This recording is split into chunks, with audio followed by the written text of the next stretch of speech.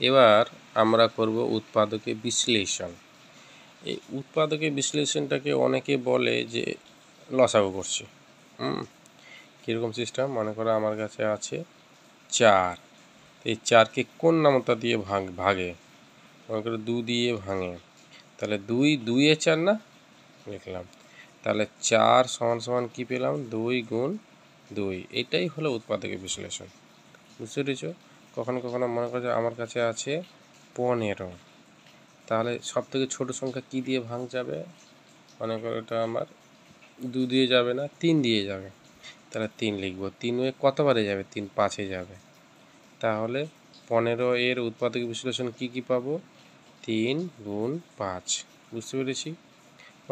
মনে করো যে আমার কাছে আসে 16, তাহলে সব থেকে কোন সংখ্যা দিয়ে ছোট সংখ্যা দিয়ে ভাগ যাচ্ছে?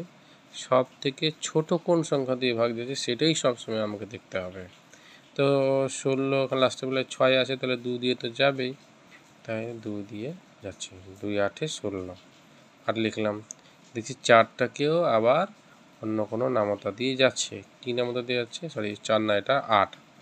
8কেও নামতা দিয়ে যাচ্ছে, তাহলে কী দিয়ে আছে? 2 দিয়ে যাচ্ছে। 2 4 8 গেল।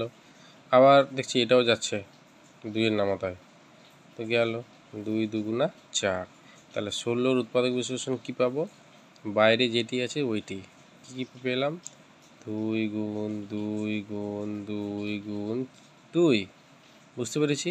এইভাবে জিনিসটা করতে হবে। এবার বুঝতে পেরেছো? নিশ্চয়ই বুঝতে পেরেছো।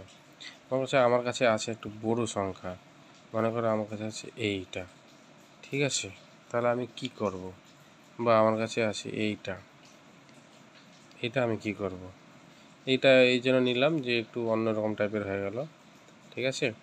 তাহলে 2 দিয়ে যদি যাই, 2 2 গুণ 4, 2 একে 2, অ্যাকচুয়ালি আমাকে ভাগ করতে হয়, ঠিক আছে? 2 2 গুণ 4, 2 পড়ে থাকলো, 2 একে 2, ঠিক আছে? ওইভাবে এটা আসলো, ঠিক আছে? ভাগ প্রক্রিয়ার মাধ্যমে এগুলো আসে।